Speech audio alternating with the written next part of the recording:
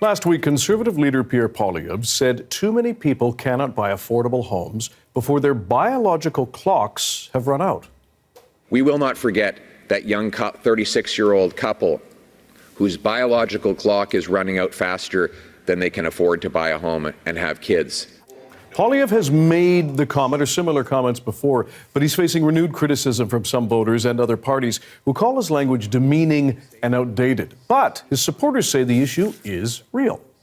Now, Statistics Canada says in 2023, the country recorded its lowest ever fertility rate for the second year in a row at just 1.26 children born per woman.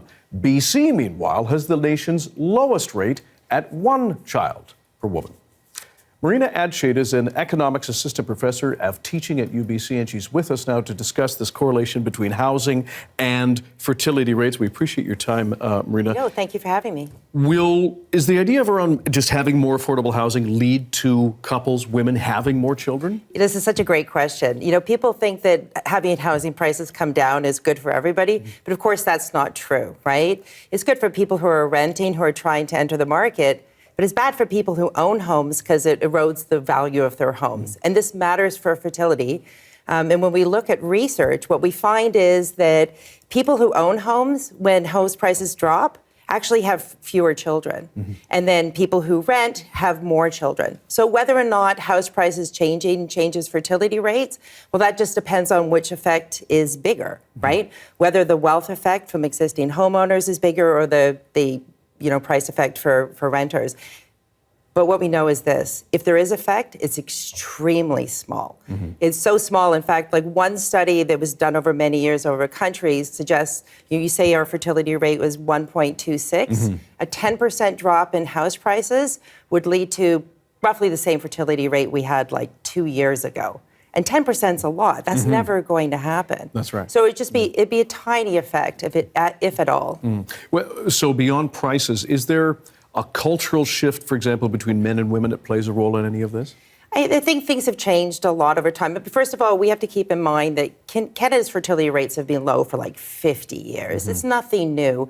It went down to like 1.6, and yes, since COVID has gone down to 1.3 and now down to 1.26.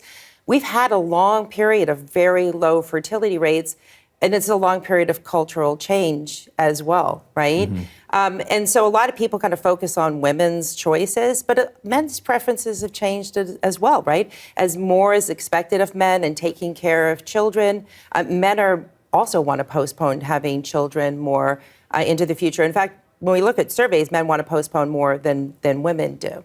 Interesting. And never mind the fact that it takes at least generally 2 incomes in order to support a family now, where 50, 60 years ago that may not have been the case, and it was generally women staying home and men working. Yeah, absolutely. And then, of course, you add to the fact that daycare is difficult to find. It's very expensive for people. People might have 1 child, but by the time they're thinking about having a 2nd child or a 3rd child, they know exactly how hard it is going to be to find daycare and how expensive it's going to be. And I think those things have a much bigger impact than, say, house prices. If there's I'm just reading off my notes here, if there's no policy that could change fertility rates in a country, perhaps in a massive way, in a noticeable way, what are some policies that could be, do you think, dedicated to addressing child fertility rates? So, it's interesting. Canada's never had pronatal policies outside of Quebec. Many, many other countries have. And it's funny, those countries have lower fertility rates than we do now. And so there really isn't a lot of really effective policies. But there's some things that you could do. Affordable childcare probably could have some impact. Which many parties have advocated for, $10 a day, et cetera. But you know what, it's like, it doesn't have to just be cheap. There has to be available, yes, right? And quality. Yeah, and quality. And then another thing, too, is, helping people who actually are having trouble conceiving. Having access to IVF, making it affordable for women to freeze their eggs as their biological clocks run out. I'm kidding. But that actually is probably one of the few things that would have some impact, because people could postpone having children and then they could afford to have them later on. We'll see what else plays out in the federal campaign. There are still weeks to go. Marina Adshade from UBC, we really appreciate your time and your expertise. Thank you so much. Cheers.